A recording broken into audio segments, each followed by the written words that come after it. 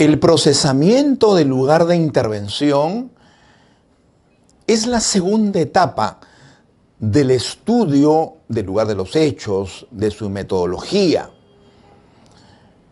En la medida que esta preservación, esta protección se haya llevado a cabo de manera correcta y pulcra, el procesamiento de esos testigos mudos será la idónea.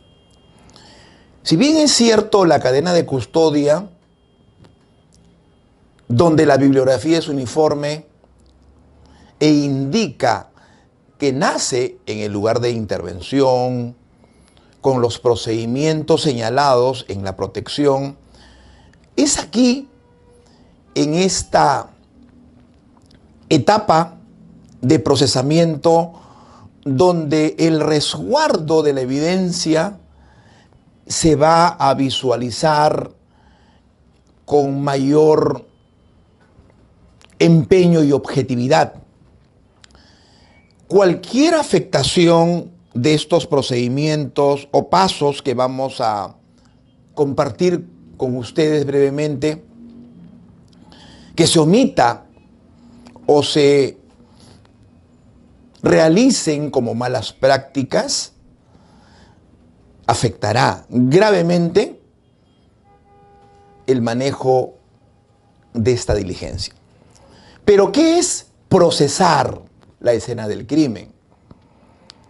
Y procesar en materia criminalística se entiende recoger, cuidar, embalar, etiquetar, anotar, documentar de manera exhaustiva y minuciosa todos los instrumentos, los objetos, las sustancias que podamos encontrar en este lugar.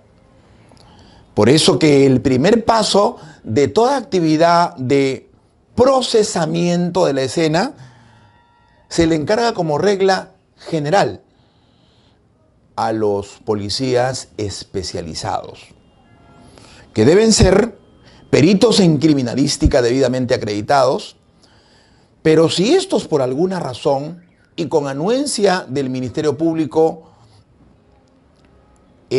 no están, puede encargársele esta importante actividad a los oficiales de las divisiones de investigación criminal, conocidos como DIVINCRIS. Y en casos extremos donde tampoco este personal esté disponible, con autorización del fiscal investigador, podrían procesar una escena del crimen nuestros policías de las secciones de investigación de delitos de las diferentes comisarías.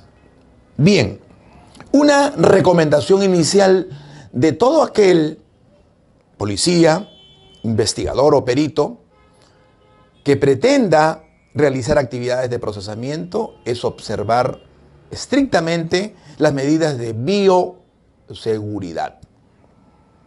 Dependiendo de los recursos de cada unidad policial, se recomienda que como mínimo deberán proveerse de un par de guantes, estos con la finalidad de evitar la contaminación de los elementos a estudiarse y procesarse, pero también como un pertrecho importante para evitar alguna lesión o contaminación de alguna bacteria que pueda afectar a los operadores que trabajan este importante lugar.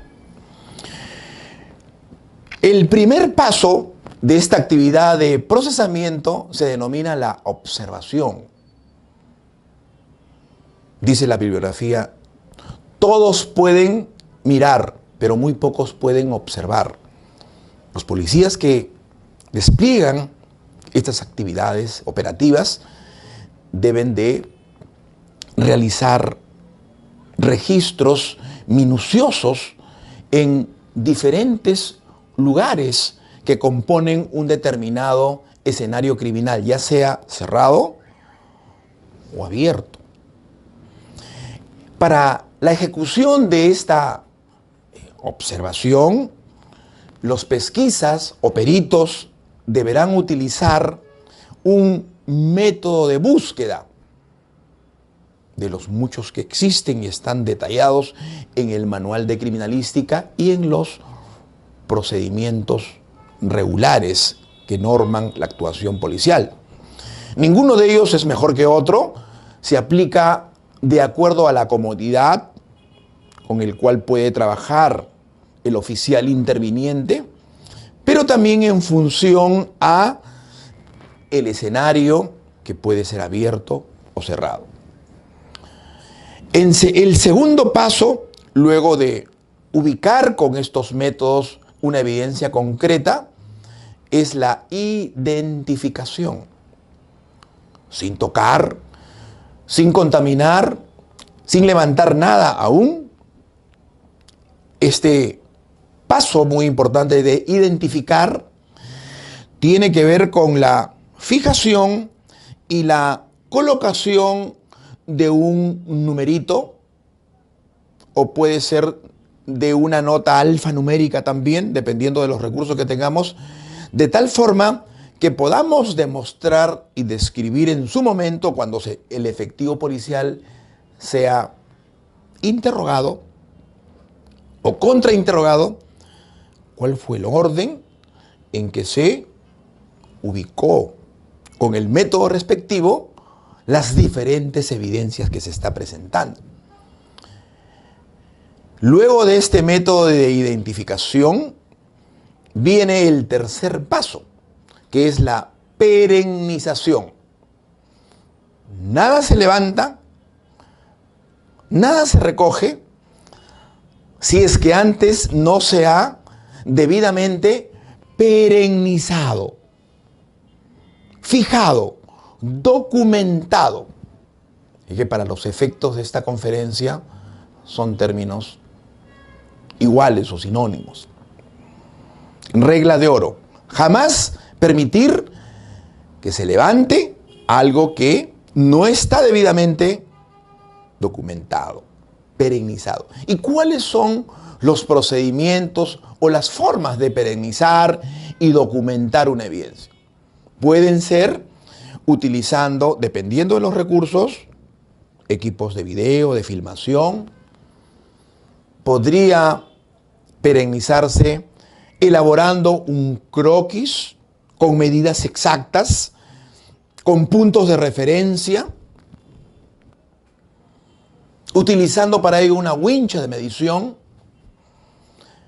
Y también puede recurrirse al método más común que tenemos en nuestro país para perennizar, que es la fotografía forense, respetando sus normas, es decir, yendo de lo general a lo particular, de lo particular al detalle y del detalle al ultra detalle, a lo pequeñito, a lo minucioso.